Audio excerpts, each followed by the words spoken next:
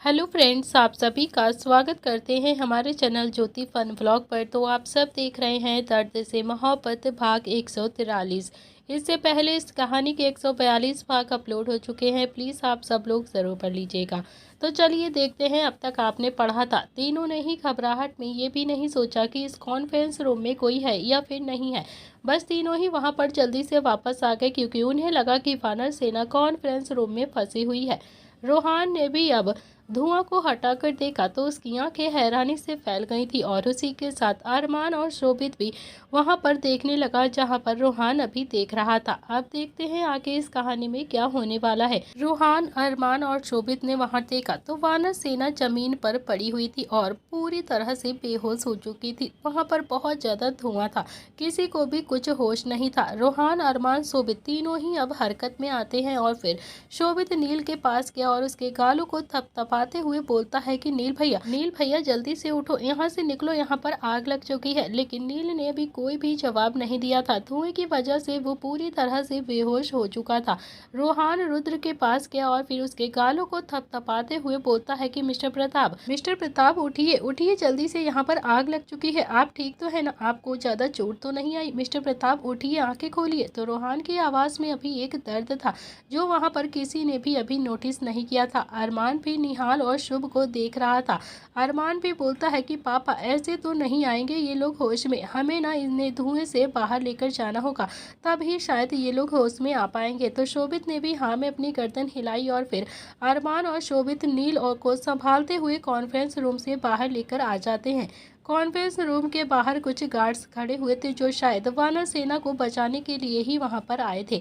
अरमान और शोभित ने भी अब नील को उन्हें देते हुए कहा कि जितनी जल्दी हो सके इन सबको हॉस्पिटल लेकर जाओ, मैं और सबको लेकर आता हूँ। वो गार्ड अभी नील को लेकर जल्दी से वहां से चले गए थे। तो शोभित और अरमान अभी फिर से अंदर जाते हैं और फिर उन्होंने शुभ को खांसते हुए देखा। तो शोभित जल्दी से शुभ के पास गया और फिर उसकी कमर को थपथपाते हुए बोलता है कि शुभ शुभ चलो यहाँ से, बहुत ज्यादा धुआं है, तुम्हारी तबीयत खराब हो रही है। तो शोभित अभी शुभ को संभालता हुआ बाहर लेकर आ जाता है और फिर ऐसे ही अरमान निहाल को लेकर बाहर चला गया था। रूहान अब रुद्र को जैसे तैसे संभाल कर बाहर लेकर आ रहा था, लेकिन बहुत ही ज्यादा मुश्किलों से उसे उठा पा रहा था, क्योंकि रुद्र तो पूरी तरह से बेहोश हो चुका था, जिसकी वजह से उसने अपना सारा भार रूहान पर ही डाला हुआ था। और रूहान जो रुद्र का भार संभालने में थोड़ा सा मुश्किलों का सामना कर रहा था, क्योंकि रुद्र आज भी उतना ही स्ट्रांग था। तो रूहान अभी जैसे तैसे रुद्र को बाहर लेकर आ गया था और रुद्र जो अभी गिरने ही वाला था कि तभी अरमान ने रुद्र को अपनी बाहों में संभाल लिया था। दोनों ही भाइयों ने अभी रुद्र को अपनी बाहों में समेट कर संभाल लिया था और उसे बाहर लेकर आ चुके थे। इधर हॉस्पिटल में इस वक्त तीनों ही बाप बेटा कॉरिडोर में बैठे हुए थे और तीनों ही बहुत ज्यादा परेशान थे। अंदर वानर सेना का ट्रीटमेंट चल रहा था। करीब आधे घंटे के बाद एक डॉक्टर शोभित के पास आकर बोलता है कि वो सब बिल्कुल ठीक है, घबराने की कोई ज़रूरत नहीं है, धुआं की वजह से बेहोश हो गए थे। आप चाहें तो उनकी फैमिली को यहाँ पर बुला सकते हैं और इन्हें घर भी ले जा सकते हैं।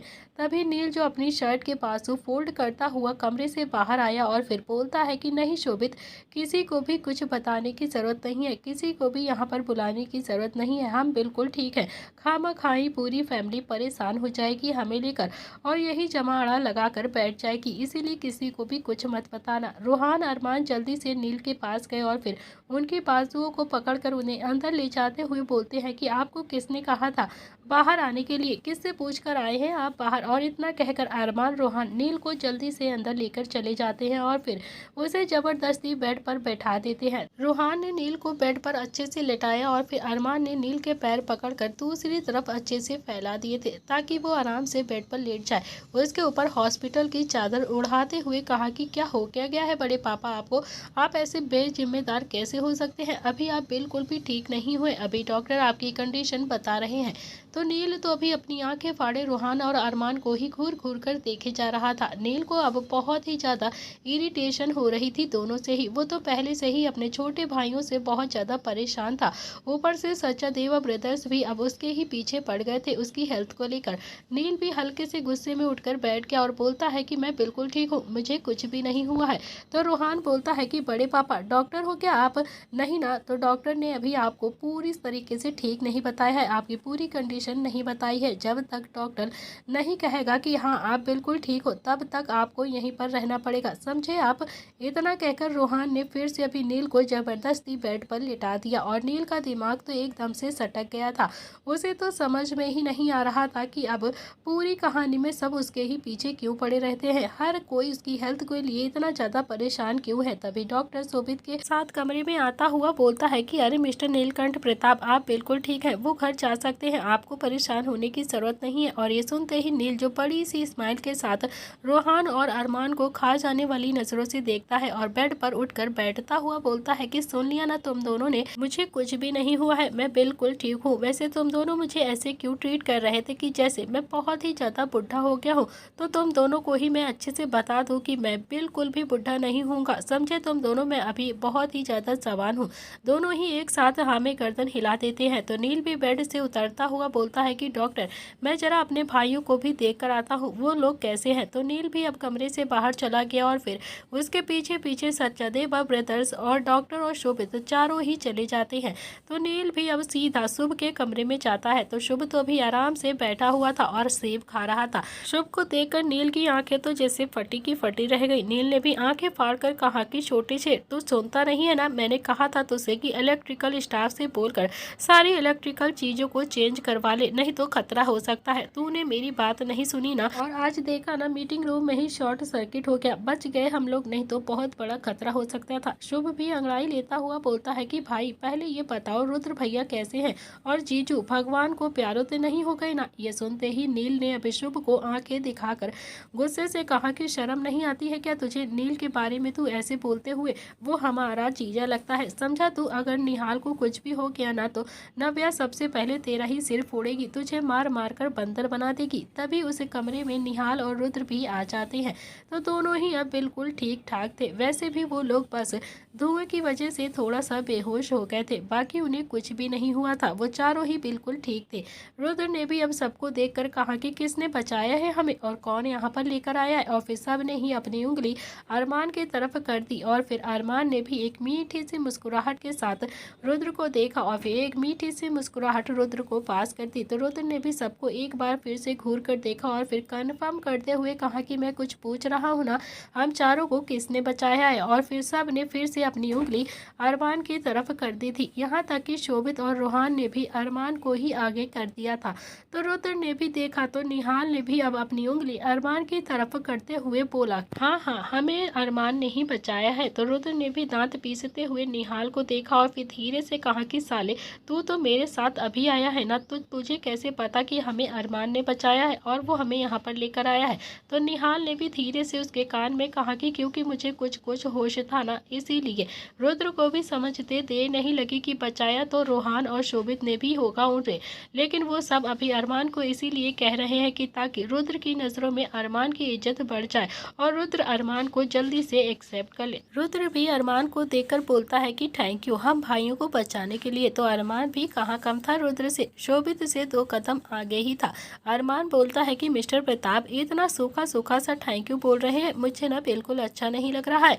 और ये सुनते ही रुद्र को भी गुस्सा आ गया और फिर नील ने भी अपनी आंखें कसकर बंद कर ली थी, क्योंकि वो अच्छे से जानता था कि रुद्र अब गुस्से में कुछ ना कुछ तो जरूर कहेगा अरमान से। तो रुद्र ने भी अरमान को देखा और फिर अपने दोनों हाथ अपनी कमर पर रखे और बोलता है कि तो क्या गीला गीला थैंक यू कैसे बोलते हैं, बता दे मुझे, वही बोल देता हूँ। तो अरमान बोलता है कि मेरे हाथों में कुछ देकर आप मुझे थैंक यू बोल सकते हैं वैसे। तो रुद्र भी गुस्से में बोलता है कि और मैं तुम्हें क्या दे सकता हूँ। अरमान ने भी जल्दी से मुस्कुरा कर रुद्र की तरफ देखा और फिर हड़बड़ी में बोला कि मेरे हाथों में अपनी कीमती चीज दे दीजिए ना। यकीन मानिए मिस्टर प्रताप, मैं आपकी कीमती चीज को सीने से लगा कर रखूंगा, कभी भी कोई तकलीफ नहीं दूंगा, हमेशा खुश रखूंगा, आपको कभी भी शिकायत का कोई भी मौका नहीं दूंगा। तो रुद्र का गुस्सा तो अब दुगना हो गया था, लेकिन उस सिचुएशन में भी अब वो कुछ नहीं कहना चाहता था, इसीलिए वो चुपचाप से कमरे से बाहर निकल गया था। रुद्र समझ गया था कि अरमान उससे क्या चाहता है। नील भी कमरे से जाता हुआ अरमान को देखकर बोलता है कि तू तो अपने ससुर जी को पटाने से रहा, तू नहीं पटा रहा है बल्कि और ज्यादा भड़का रहा है उसे, समझा। तो इतना कहकर नील भी मुस्कुरा कर वहां से धीरे धीरे रुद्र के पीछे चला जाता है और फिर उसके पीछे पीछे शुभ और निहाल भी उस कमरे से बाहर चले गए थे। तो अरमान ने भी शोभित को देखा और फिर रोहान को देखने लगा। तो शोभित और रोहान ने भी नाम में अपनी गर्दन हिला दी थी, जैसे कहना चाहते हो कि अरमान का कुछ भी नहीं हो सकता है, अब पता नहीं क्या ही होगा इसकी लाइफ में। फिर तीनों वहां से घर के लिए निकल गए। तो दूसरी तरफ बंदरों की टुकड़ी जो राठौड़ हाउस में मौजूद थी, सबकी आंखें अभी लैपटॉप पर ही गड़ी हुई थी। पूरा दिन गुजर गया था, लेकिन टिया जो अभी तक फ्लैट में नहीं आई थी। दक्ष भी सबकी तरफ देखते हुए बोलता है कि यार मुझे लगता है कि वो फ्लैट में नहीं आती है, वो कहीं और रहती है। तो निव्यांश ने कहा कि हाँ शायद तू बिल्कुल सही कह रहा है, लेकिन अगर वो इस फ्लैट में नहीं आती है तो हम उसके खिलाफ सबूत कैसे इकट्ठे करेंगे?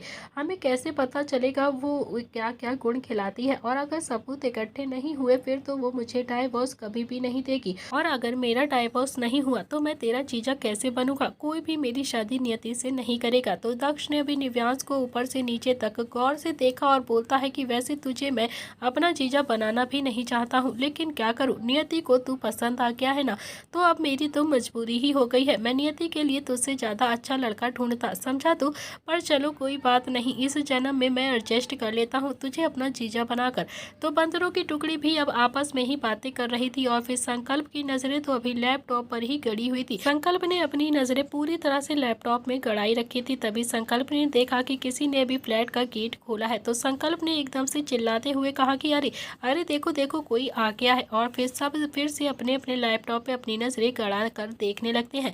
उस फ्लैट में अभी एक लड़का आया था और उसके साथ एक लड़की थी। वो लड़का उस लड़की के साथ फ्रैंक होने की कोशिश कर रहा था और बार बार उसे अजीब तरीके से छू रहा था, और तभी वो लड़की भी उसका पूरा साथ दे रही थी।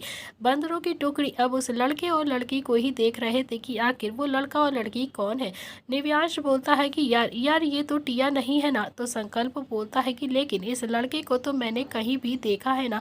तो संकल्प ने भी थोड़ा सा अपने दिमाग पर जोर डाला और फिर अचानक ही ताली बजाकर कहा कि यस यस, ये टिया का भाई है, टिया का भाई है ये। तो संकल्प के मुंह से ये सुनकर अभी निव्यांश भी हैरानी से उस लड़के को गौर से देखने लगता है। तो उसे भी यकीन हो गया था कि जो लड़का अभी फ्लैट में एक लड़की के साथ आया है वो टिया का भाई है, जो उसके साथ कभी कभी वहां पर आया करता था। तो संकल्प बोलता है कि पर टिया का भाई शादीशुदा है, मतलब ये तो अपनी वाइफ को चीट कर रहा है ना यार किसी और लड़की के साथ। तो धैर्य ने भी हंसकर कहा कि बहन ना सही भाई ही सही, हमें तो वैसे भी भांजे का डाइवोर्स कराना है ना, तो फिर तो ये सबूत बहुत ही काम का है। तो संकल्प बोलता है कि नहीं नहीं, ये सबूत काफी नहीं है, हमें चुड़ैल भाभी को भी फ्लैट में लाना ही होगा।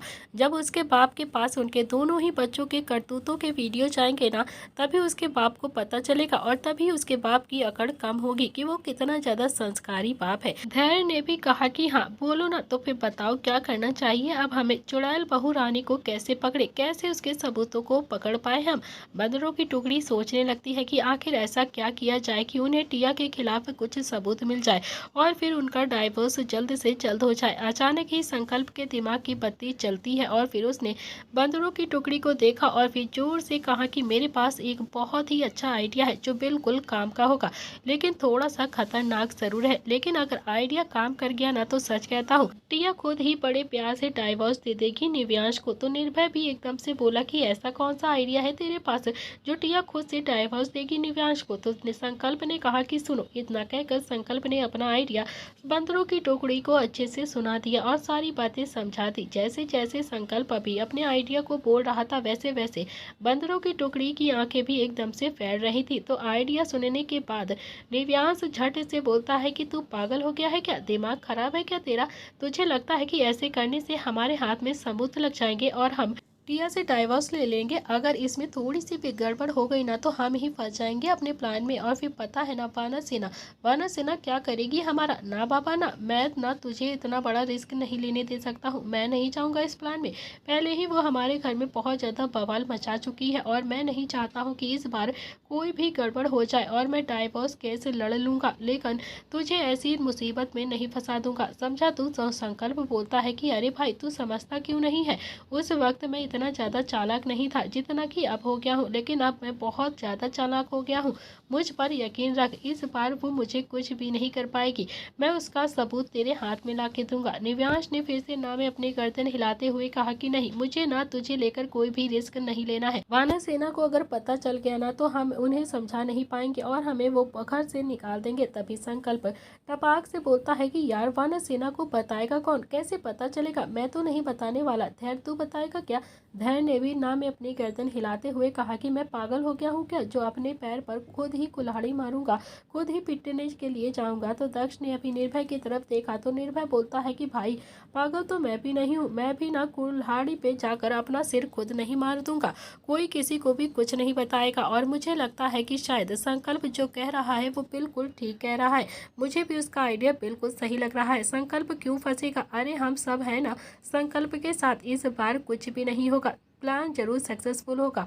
निव्यांश इस प्लान को बहुत ही ज़्यादा एग्जीक्यूट नहीं करना चाहता था, लेकिन सब ने भी निव्यांश को बहुत ज़्यादा समझाया था तो निव्यांश का भी मन मान गया था। थोड़ी देर के बाद बंदरों की टुकड़ी भी डाइनिंग टेबल पर आकर बैठी हुई थी और फिर उन सब के लिए अच्छा सा खाना धानी ने बना दिया था। तो खाने की शक्ल देखकर ही साफ लग रहा था कि धानी ने कितना अच्छा और टेस्टी सा खाना बनाया होगा। तो निव्यांश अभी खाना खाते हुए बोलता है कि अरे वाह धानी, तुमने तो बहुत ही ज़्यादा टेस्टी सा खाना बनाया है, सच में बहुत ही अच्छा खाना बना है, वरना हम जब से राठौड़ हाउस आते थे ना हमें ये सैंडविच ही खिलाकर भगा देता था, कभी भी इतना अच्छा खाना खाने को नहीं मिला था।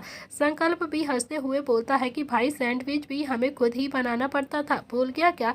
तो निर्भय ने भी कहा कि संकल्प बिल्कुल ठीक कह रहा है, तो धैर्य को तो कुछ भी बनाना नहीं आता है। तो दक्ष बोलता है कि अच्छा है ना धानी को खाना बनाना आता है, वरना तो बेचारी भूखी ही रहती, ये तो कभी उसे कुछ भी बना के खिलाने से रहा। और तभी धानी भी फटाक से बोलती है कि नहीं नहीं ऐसा नहीं है, ये भी ना मुझे बहुत अच्छा खाना बनाकर खिलाते हैं, बहुत ही टेस्टी, इनफैक्ट इन्होंने मुझे पास्ता भी खिलाया था, सैंडविच भी खिलाया था और कल आलू का पराठा भी खिलाया था जो कि बहुत ही ज़्यादा टेस्टी था, और फिर परसों पनीर वाली मैगी भी तो खिलाई थी ना, और कल रात में मैं जब स्टडी कर रही थी ना तो मुझे ये पुलाव भी बनाकर खिलाए थे, मुझे बहुत ही ज़्यादा अच्छा लगा था, ये पुलाव बहुत ही अच्छा टेस्टी सा बनाते हैं और पास्ता भी बहुत ही ज़्यादा यमी बनाते हैं, मुझे सच में बहुत पसंद आता है। धानी अपनी ही धुन में बोले जा रही थी और फिर बंदरों की टुकड़ी जो मुंह फाड़े बस धानी को देख रही थी, और फिर धैर्य उसने तो अपना सिर टेबल से ही घुसा लिया था, जैसे अब सबकी नज़रों से बचना चाहता हो, क्योंकि वो जानता था कि बंदरों की टुकड़ी अब उसका मजाक जरूर बनाकर ही रहेगी और उसे बना बनाकर मार डालेगी।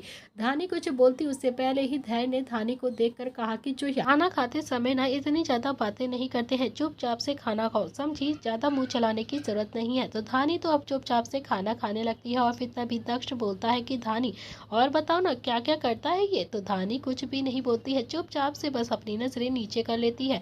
दक्ष ने कहा कि अरे धैर्य से मत डरो ना, बताओ ना क्या क्या करता है ये तुम्हारे लिए।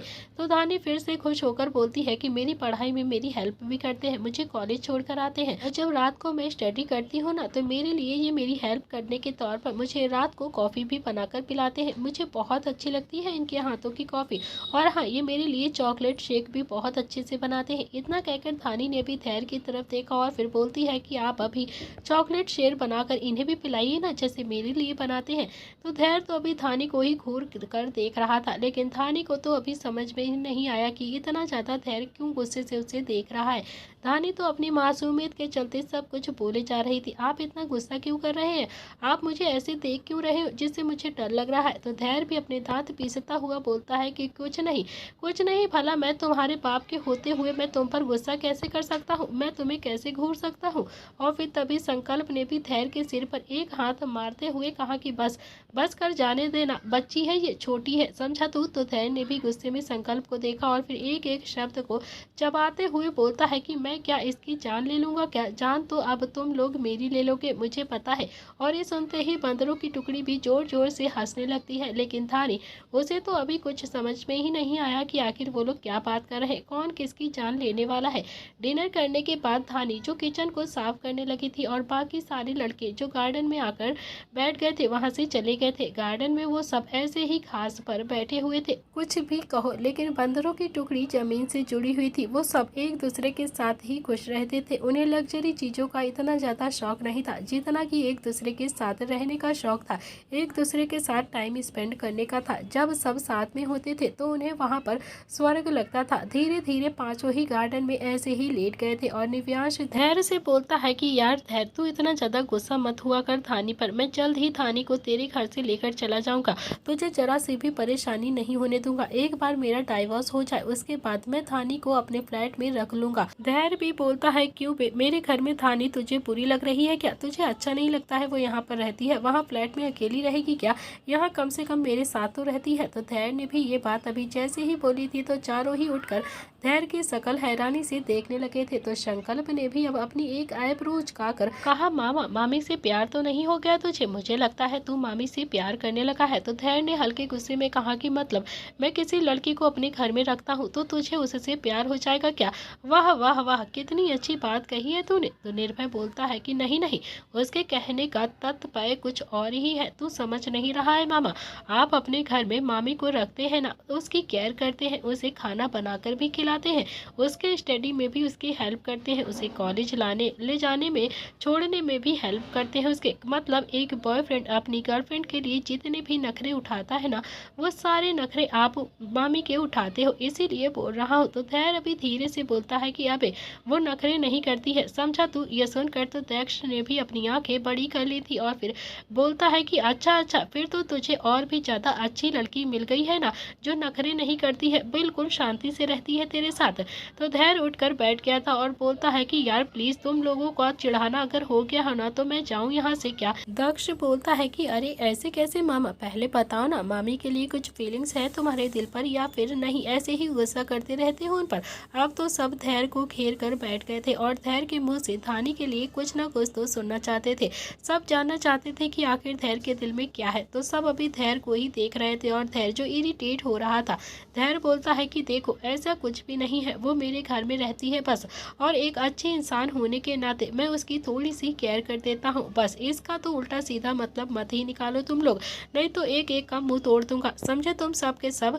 वो पढ़ाई करती है, कॉलेज जाती है तो थक जाती है, इसीलिए मैं उसे खाना बनाकर खिला देता हूँ, तो कौन सी बड़ी आफत आ गई है इसमें? तो क्या मैं उससे प्यार करने लगूंगा? तो संकल्प बोलता है कि मामा आफत तो तब आएगी ना जब नानू और नानी इंडिया वापस आ जाएंगे, तब बताएंगे तुम्हें कि घर का काम तो तू कर लेता है लेकिन ऑफिस जाने के लिए इसका कॉलेज है, इसका कलेजा नहीं है ऑफिस जाने के लिए। तो धैर्य ने भी अब संकल्प को हल्के से मारते हुए कहा कि अबे जब मम्मी पापा आ जाएंगे ना तब की तब देखूंगा, अभी तो फिलहाल धानी को मेरी जरूरत है, इसीलिए मुझे उसकी हेल्प करना पड़ेगा, समझे तुम सब, इसीलिए मैं उसकी हेल्प कर देता हूँ। लेकिन हाँ, तुम तो कुछ और ही मतलब निकालने लगे हो, इस चीज का ऐसा कुछ भी नहीं है। सबको कहीं ना कहीं अब धैर्य की बातों पर हल्का हल्का सा शक भी हो रहा था, क्योंकि धैर्य ने आज तक कभी भी किसी के लिए कुछ भी नहीं किया था। धानी के लिए धैर्य सब कुछ कर रहा था जो उसने कभी शायद अपने सपने में भी नहीं किया होगा। जो लड़का किचन में नहीं जाता था वो आज धानी के लिए खाना बनाकर उसे खिला रहा था, उसके लिए हर एक चीज बनाता था। संकल्प कुछ बोलता उससे पहले ही उसका फोन वाइब्रेट करने लगता है। संकल्प ने भी जब अपना फोन चेक किया तो उसके चेहरे पर हल्की सी मुस्कुराहट आ गई और फिर वो सबको देखकर बोलता है कि चलो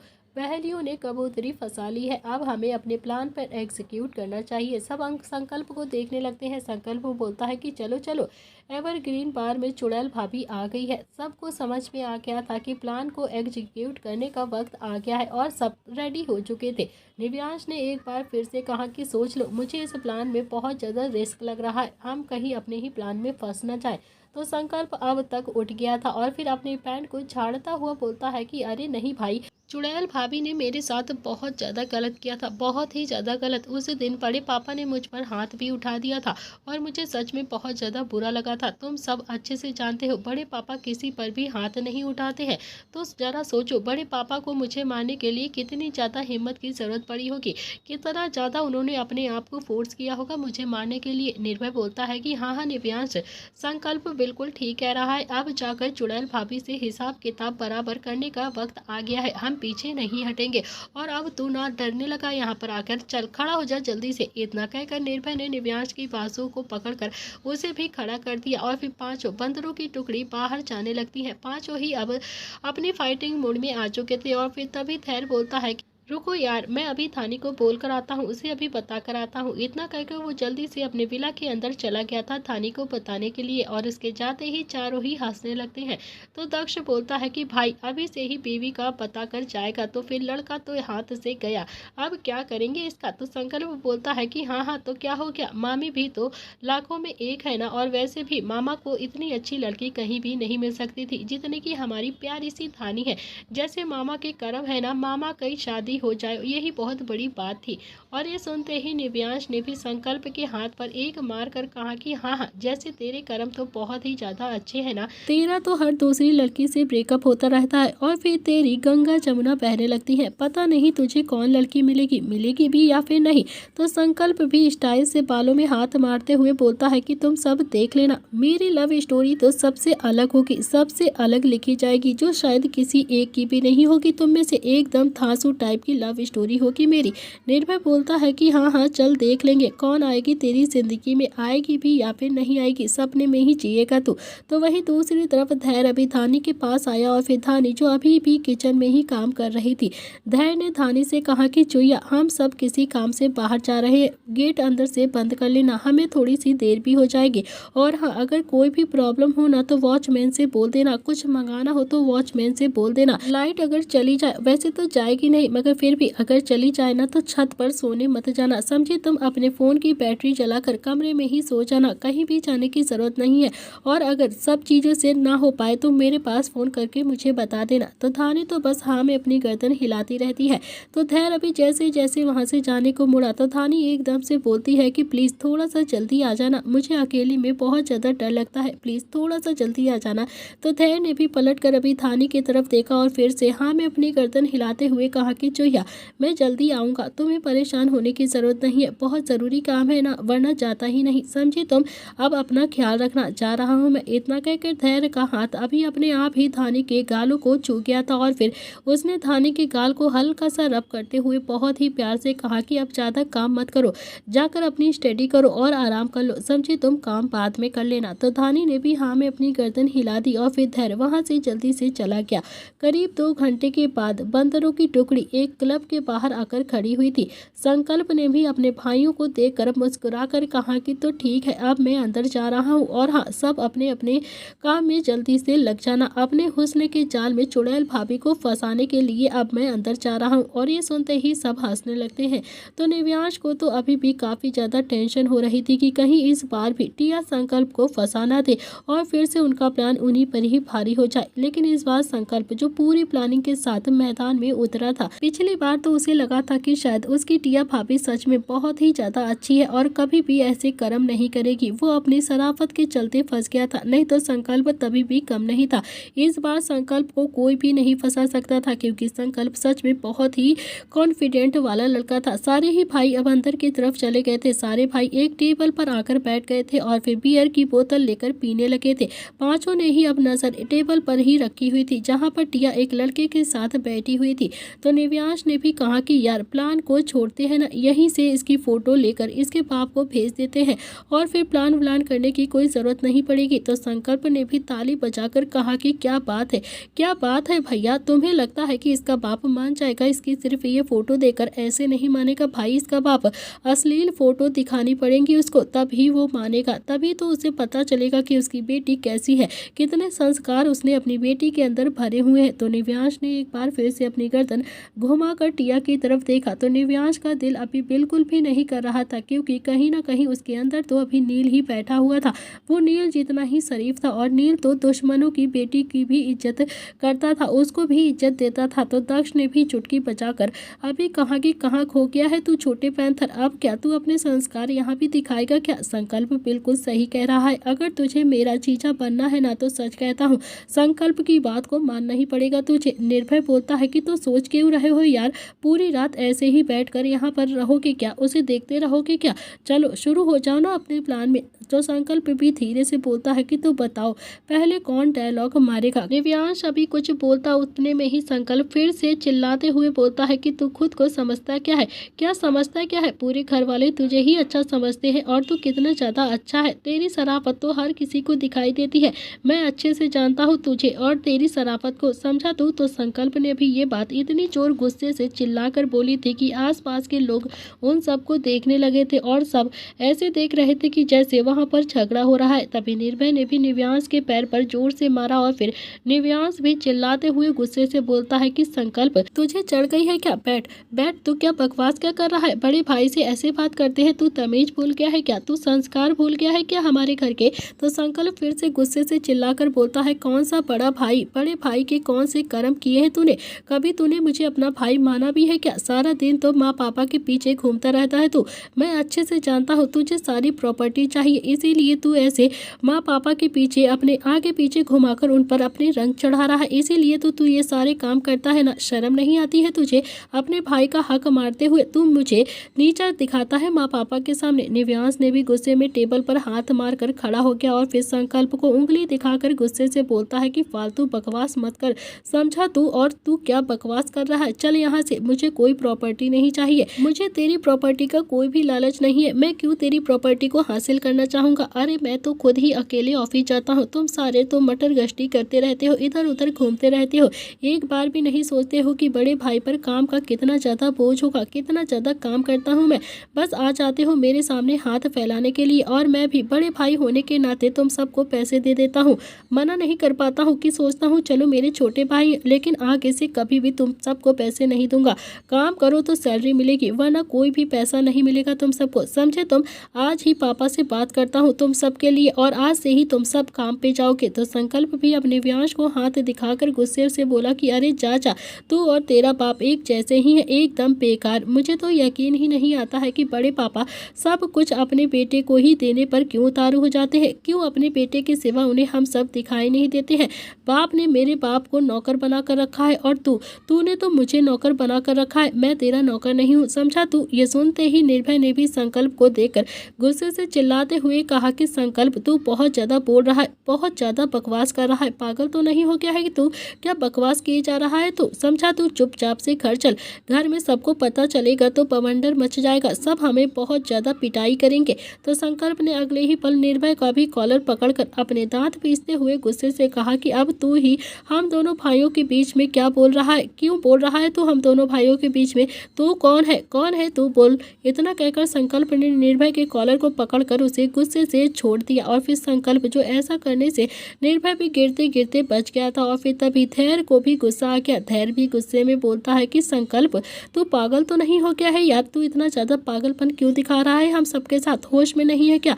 जो आ रहा है मन में बोले जा रहा है, तुझे बिल्कुल तमीज नहीं है क्या? तो संकल्प ने भी चुटकी बजाकर धैर्य को देखकर कहा कि मामा है ना, तो मामा बनकर ही रहे, वरना मैं रिश्ते का लिहाज भूल जाऊंगा, और फिर मेरा हाथ तुझ पर मजबूरी में उठ जाएगा। निर्भय को भी गुस्सा आ गया, और फिर उसने भी संकल्प के कॉलर को पकड़कर एक पंच मारकर कहा कि शर्म नहीं आती है तुझे? मामा है वो हमारा, बेशक से मामा की एज हमारी जितनी है, वो हमारे साथ में ही पले पड़े हैं, तो हम उन्हें मामा नहीं कहते। इसका मतलब ये नहीं है कि तुम रिश्तों का लिहाज भूल जाओगे, जो भी मन में आएगा तुम किसी को भी बोलते जाओगे। पंच खाते ही संकल्प को भी बहुत ज्यादा गुस्सा आ गया था, और फिर उसने भी निर्भय का कॉलर पकड़ लिया था। तो निर्भय ने भी गुस्से में अभी संकल्प का ही कॉलर पकड़ लिया था। दोनों ही एक दूसरे को भी खा जाने वाली नजरों से गुस्से से घूर रहे थे, जैसे सच में अब दोनों की ही आंखों में गुस्सा उतर आया हो। और फिर तभी संकल्प धीरे से बोलता है कि अबे चुड़ैल भाभी ने देखा कि नहीं, वो अभी हमारी तरफ आई क्यों नहीं? तो निर्भय बोलता है कि हाँ हाँ देख रही है, कॉन्सेंट्रेट कर तू,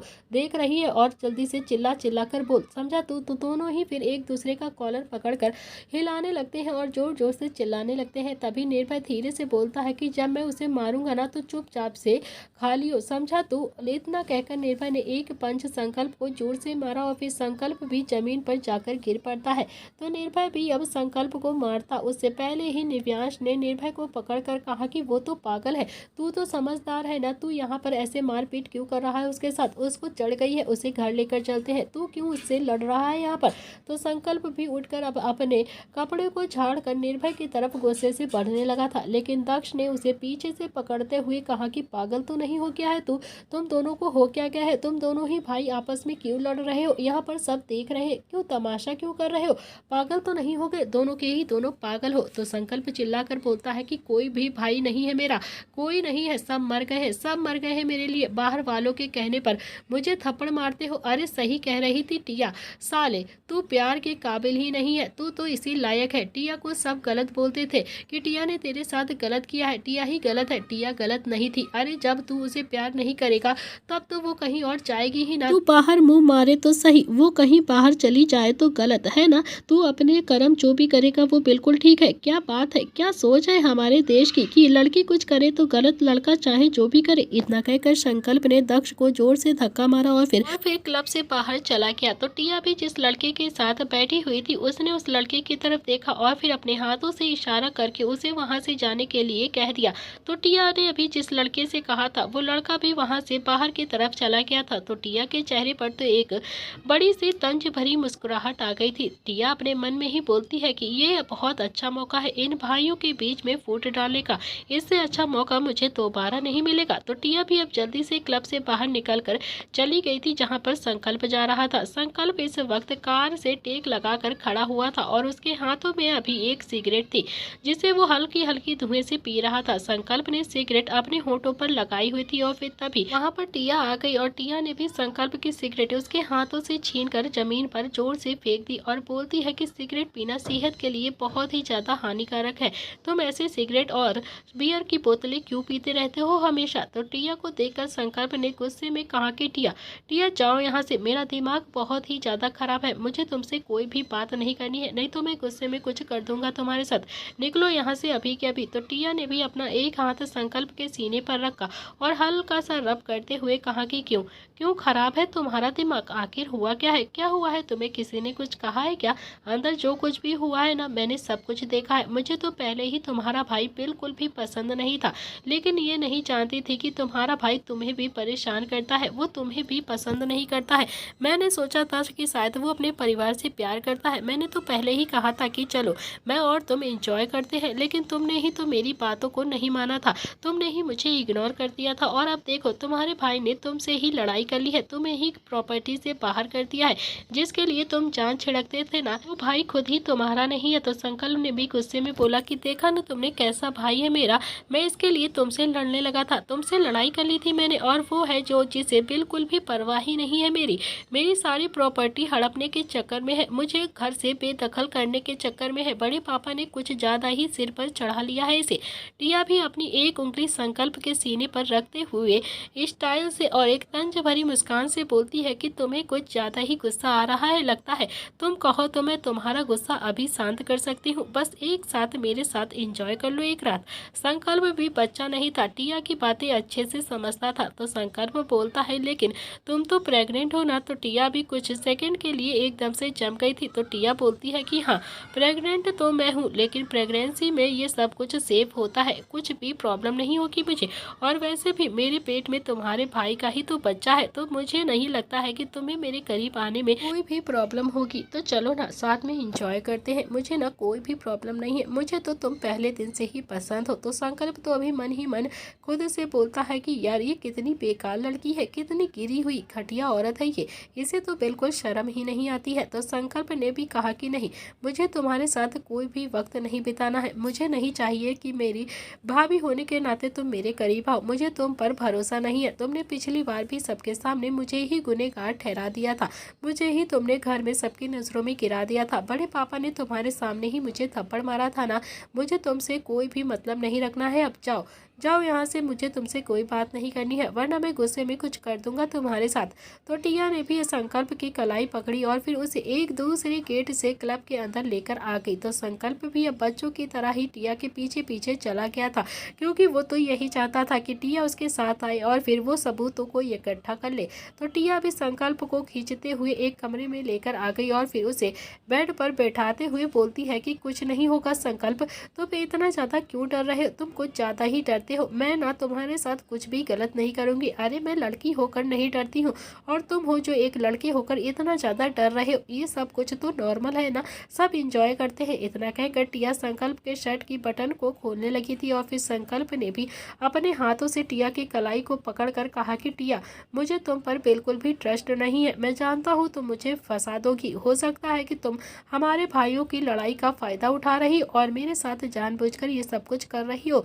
तो टिया भी अपनी कमर पर हाथ रखकर बोलती है कि ये क्या बात हुई है संकल्प, इतना ज्यादा क्यों सोच रहे हो, एक तो मैं तुम्हारा दर्द कम करने की कोशिश कर रही और एक तुम हो जो उल्टा मुझे ही गलत समझ रहे हो, बिल्कुल डरने की जरूरत नहीं है तुम्हें, समझे तुम। तो संकल्प बोलता है क्यों ना तुम्हें गलत समझूं मैं, तुम हो कौन, तुम एक झूठी मक्कार फरेबी औरत हो, तुम्हें लगता है कि मैं तुम पर यकीन करूं, क्यों करूं मैं तुम पर यकीन, मैं तुम पर यकीन नहीं कर सकता हूं, तुम मुझे यकीन दिलाओ पहले, तो शायद मैं यकीन कर भी लो तुमसे कि तुम्हारे तुम्हारे साथ वक्त बिताने के लिए मैं तैयार भी हो जाऊंगा, मैं तुम्हारे करीब आने के लिए भी तैयार होऊंगा, लेकिन मुझे पहले विश्वास दिलाओ। तो संकल्प ने ये बात बहुत ही ज्यादा एटीट्यूड के साथ कही थी। संकल्प बिल्कुल भी बेवकूफ नहीं था। टिया जैसी लड़की को वो अच्छे से समझता था।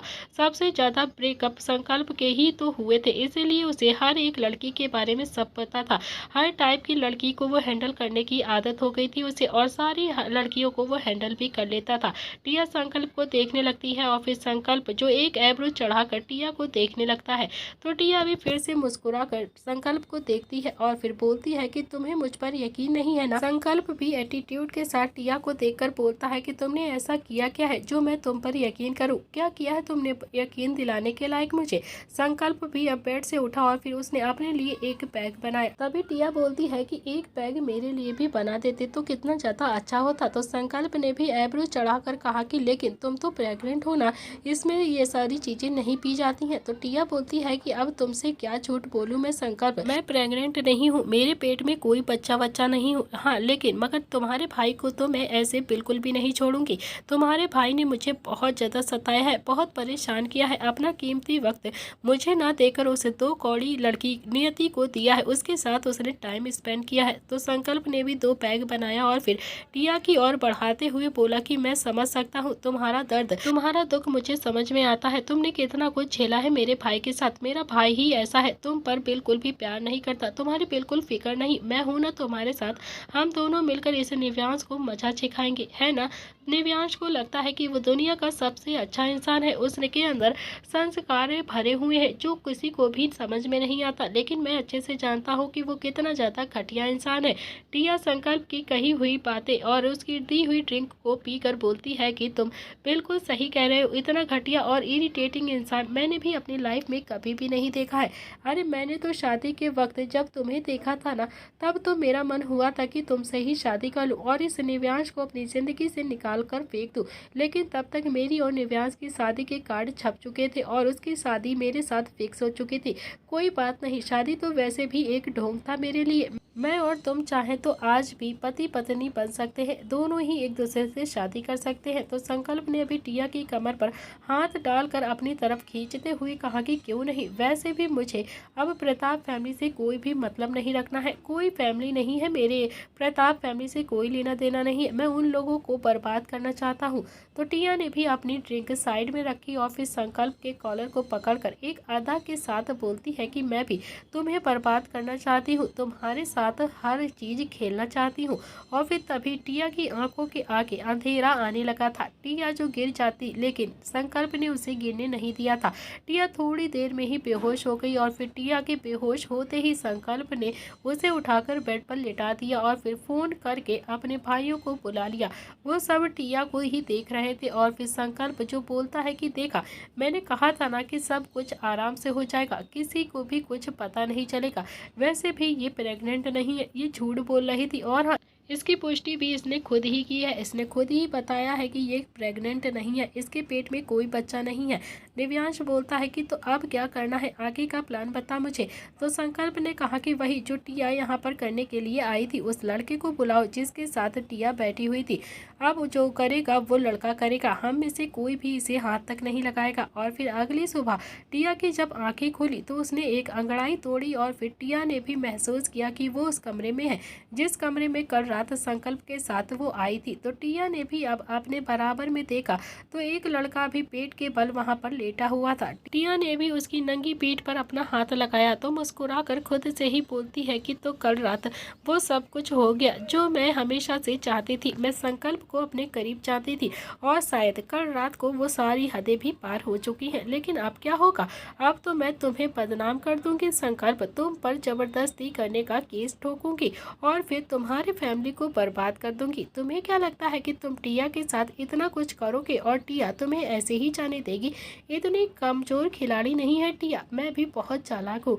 टिया ने भी अपना फोन निकाला और फिर अपनी और उस लड़के की 3-4 सेल्फी ले ली और फिर तंज भरी मुस्कान के साथ खुद से बोलती है कि अब जब प्रताप खानदान को पता चलेगा उनका बड़ा बेटा बहू को डाइवोर्स देना चाहता है और फिर छोटा बेटा जो बहू के साथ रंगरलियां मना रहा है उसके साथ जबरदस्ती करता है उसकी इज्जत के साथ खेलता है तो उनकी तो इज्जत की 2 कौड़ी की भी नहीं रहेगी। उनकी इज्जत का फालूदा निकाल दूंगी सबके सामने। अब पता चलेगा टिया से दुश्मनी का अंजाम क्या होता है। टिया तो अपने आप में ही खुश हो रही थी और फिर तभी उसके कमरे का गेट नॉक होता है। टिया को पहले तो बहुत ही ज्यादा घबराहट हो गई थी, लेकिन अगले ही पल टिया के चेहरे पर हल्की सी मुस्कुराहट भी आ गई थी। टिया ने खुद को कंबल से अच्छे से ठीक से कवर किया और फिर उठकर गेट खोल दिया। गेट खोलते ही उसकी आंखें थोड़ी सी बड़ी हो गई थी और हैरानी से उसका मुंह खोला का खोला रह गया था, क्योंकि उसके कमरे के बाहर उसके पापा खड़े हुए थे। अपने पापा को वहां पर देखकर टिया जोर जोर से रोने लगी थी। जोर जोर से रोने के बहाने उसने मगरमच्छ के आंसू बहा लिए थे, क्योंकि वो चाहते थे कि अब उसके पापा संकल्प को वहां पर देखे। तभी टिया जोर जोर से रोने लगती है और बोलती है कि देखिए देखिए पापा, संकल्प ने मेरे साथ क्या किया है। कल मुझे बहका कर यहाँ पर ले आया था और फिर मेरे साथ इसने वो सब कुछ गलत चीजें करी हैं। तो टिया ने भी इतना ही कहा था कि तभी टिया के पापा ने एक खींच कर थप्पड़ टिया के गाल पर जड़ दिया था। और टिया जो अपने पापा को गुस्से से देखने लगी थी, उसे तो समझ में ही नहीं आया था कि आखिर उसके पापा ने उसे मारा क्यों है। आखिरकार उसके पापा ने उसे थप्पड़ क्यों मारा है। वो तो यहाँ पर संकल्प को फंसाने के लिए आई थी। तो टिया फिर से बोलती है कि पापा आप मुझे क्यों मार रहे हो, मैंने क्या किया है। मैंने कुछ भी नहीं किया है, ये सब कुछ संकल्प ने किया है। संकल्प ने कल रात मेरे साथ जबरदस्ती की है और आप मेरा साथ देने की बजाय मुझे ही मार रहे हो। आप संकल्प का साथ दे रहे हो। ये बहुत ही गंदा इंसान है, इसने मेरे साथ बहुत कुछ किया है। तभी टिया के पापा के पीछे से संकल्प आया और फिर बोलता है कि क्या बकवास कर रही हो तुम। कल रात मैं तुमसे कब मिला, कब आया मैं तुम्हारे सामने। मैंने तुम्हारे साथ कुछ नहीं किया है। संकल्प को अपने पापा के पीछे खड़ा देखकर टिया की तो जैसे सांसें ही रुक गई थी। टिया भी जल्दी से उस लड़के के पास गई और फिर जो लड़का अभी वहां पर लेटा था उस कमरे में था। टिया ने उस लड़के का चेहरा देखा तो उसकी आंखें तो अब और भी ज्यादा बड़ी हो गई थी और हैरानी से उसका मुंह खुला रह गया। टिया कल रात जिस लड़के के साथ टाइम बिताने के लिए उस क्लब में आई थी, उस लड़के को अपने ही बेड पर देखकर टिया की धड़कनें एकदम से रुक गई थी और उसकी आंखों से आंसू बहने लगे थे और वो समझ चुकी थी कि शायद अब संकल्प ने उसे फंसा दिया है। इतने में ही टिया के पापा ने एक और थप्पड़ टिया के गाल पर जोर से मारकर कहा कि मुझे लगा था कि तुम मेरी प्यारी बेटी बहुत ही ज्यादा संस्कारी हो, तुम्हारे अंदर मेरे दिए हुए संस्कार है। मैंने तुम्हें प्रताप खानदान जैसी फैमिली में शादी कर दी है ताकि तुम एक अच्छी जिंदगी जियो और हमेशा के लिए खुश रहो। निव्यांश जैसे लड़के को तुम्हारे साथ बांध दिया मैंने ताकि तुम्हारा फ्यूचर सिक्योर हो जाए। तुम हमेशा के लिए अच्छी और संस्कारी बहू बनकर प्रताप खानदान में रहो। लेकिन मुझे नहीं पता था कि पीठ पीछे तुम ये सब कुछ करती हो। इतनी घटिया लड़की हो तुम।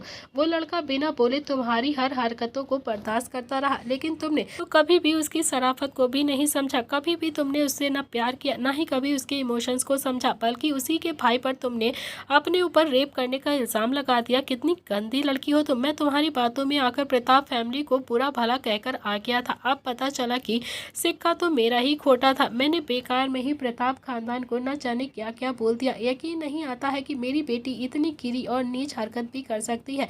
मुझे अब अपने आप पर ही शर्म आ रही। अरे तुम्हारा तो सिर्फ एक लड़के से अफेयर होता तो भी मैं समझ सकता था कि तुम उससे प्यार करती हो, लेकिन तुम तो आए दिन हर एक दूसरे लड़के के साथ यहाँ रंग रलियां मनाने आती हो, अपना जिस्म बेचने आती हो। हर लड़के के साथ तुम यही करती हो। मैं ना अपनी बेटी कहते हुए भी तुम्हें शर्म कर रहा हूँ अपने ऊपर।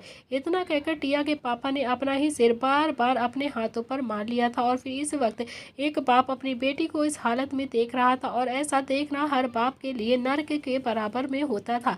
और फिर वो नर्क टिया का बाप आज उसके सामने ही देख रहा था। टिया का बाप एक बार फिर से टिया को देखकर गुस्से में बोलता है कि अब कपड़े पहनो और बाहर जाओ यहाँ से, और आज के बाद मेरा तुम्हारा रिश्ता खत्म। मेरी बेटी मर गई है, आज से मेरा तुम्हारा कोई भी रिश्ता नहीं है। तुम्हारे नाम की प्रॉपर्टी मैं तुम्हारे मुंह पर मार दूंगा और फिर हमेशा हमेशा के लिए मेरी जिंदगी से चली जाना तुम। मेरे साथ तुम्हारा कोई भी रिश्ता नहीं है। आज से तुम्हारा बाप तुम्हारे लिए मर चुका है, समझे तुम। समझ लेना तुम्हारा बाप मर गया और मेरी बेटी मेरे लिए मर गई है। टिया भी अपनी नम आंखों से अपने बाप को ही देख रही थी और उम्मीद भरी नजरों से उसे हाथ फैलाकर देख रही थी और फिर तभी संकल्प भी गुस्से भरी आंखों से टिया को ही घूर कर देख रहा था। तो दोस्तों इसी के साथ इस कहानी का आज का एपिसोड यहाँ पर समाप्त होता है।